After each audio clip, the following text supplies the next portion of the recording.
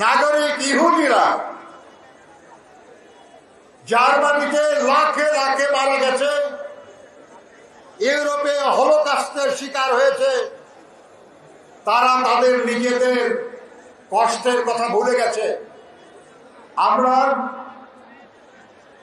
বাংলাদেশের জনগণ চিরদিন ফিলিস্তিনি জনগণের আন্দোলনের পক্ষে ছিলাম, আমরা তাদের পক্ষে আছি এবং থাকবো ইনশাআল্লাহ।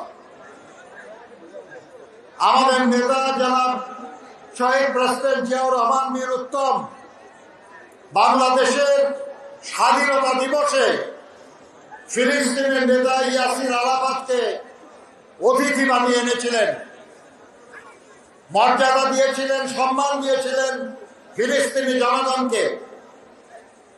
কিন্তু বছরের পর বছর, যুগের পর যুগ ফিলিস্তিনি জনগণকে তাদের নিজ ভূমিতে পরবাসী করে রাখা হয়েছে। যে ইসরায়েলের নাগরিক ইহুদিরা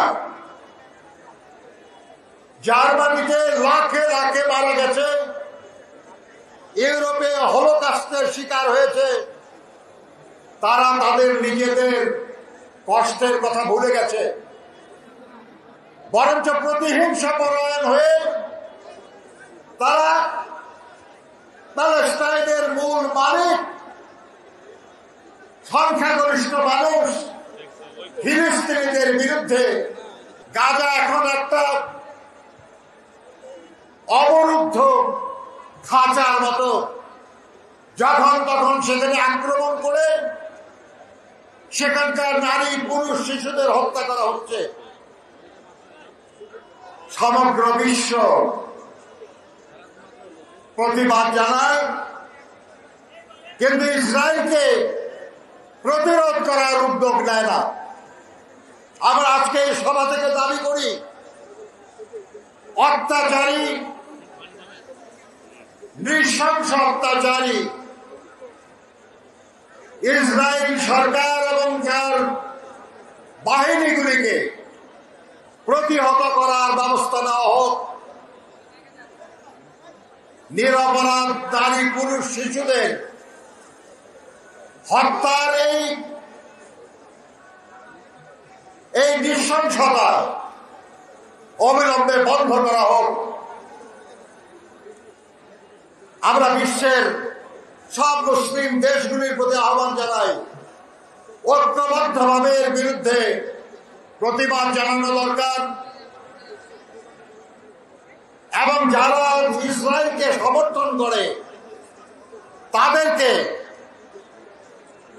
তাদের মত এবং পথ পরিবর্তনের জন্য মুসলিম বিশ্ব যথাযথ ভূমিকা পালন করতে পারে। আমরা বাংলাদেশের যে অন্তর্বর্তীকালীন সরকার আছে, আমরা তাদের কাছে অনুরোধ করব এই বিষয়ে প্রয়োজনীয় উদ্যোগ নেওয়ার জন্য, কারণ এটা কোনো মতেই গ্রহণযোগ্য না। ক্রমাগত অব্যাহত ভাবে একটা জাতিসত্তাকে নিঃশেষ করার জন্য এই খুন, এই নৃশংসতা চালিয়ে যাওয়া হবে, এটা গ্রহণযোগ্য হতে পারে না। যারা এটা সহ্য করে তারাও মানবতা বিরোধী কাজ করছে। আমরা দাবি করব ইসরায়েলে এই মানবতা বিরোধী অপরাধ দমন করার জন্য যা কিছু করা প্রয়োজন তা করা উচিত। আমার বন্ধুরা বলেছেন ইসরায়েলি পণ্য বয়কটের কথা, আমি এটা সমর্থন করে বলছি। বয়কট মানে কি? বয়কট হলো আমি সেটা ব্যবহার করব না, এমনকি কেউ যদি আমাকে উপহার হিসাবেও দেয় আমি সেটা গ্রহণ করব না। কিন্তু আমরা দেখেছি আমাদের দেশেও কিছু কিছু জায়গায় ইসরায়েলি প্রতিষ্ঠান বলে কিছু কিছু জায়গা আক্রমণ করা হচ্ছে, সেখান থেকে কিছু জিনিস লুটপাট করা হচ্ছে। আমরা যেটা বর্জন করতে চাই সেটা কেড়ে নেওয়ার চেষ্টাও কিন্তু অপরাধ।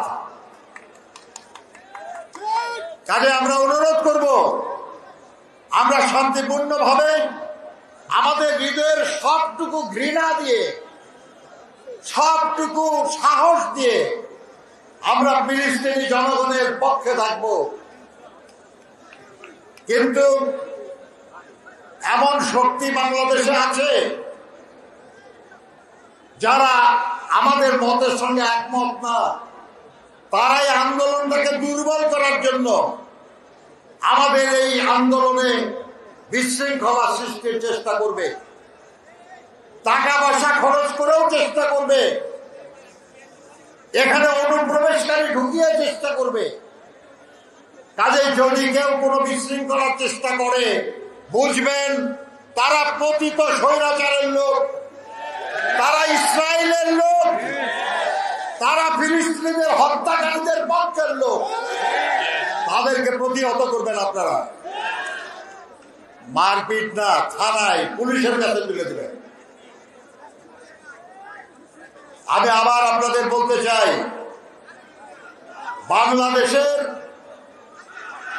কোটি কোটি মানুষ মন প্রাণ দিয়ে চায় ইসরায়েল একটা স্বাধীন রাষ্ট্র হিসাবে প্রতিষ্ঠা পাক।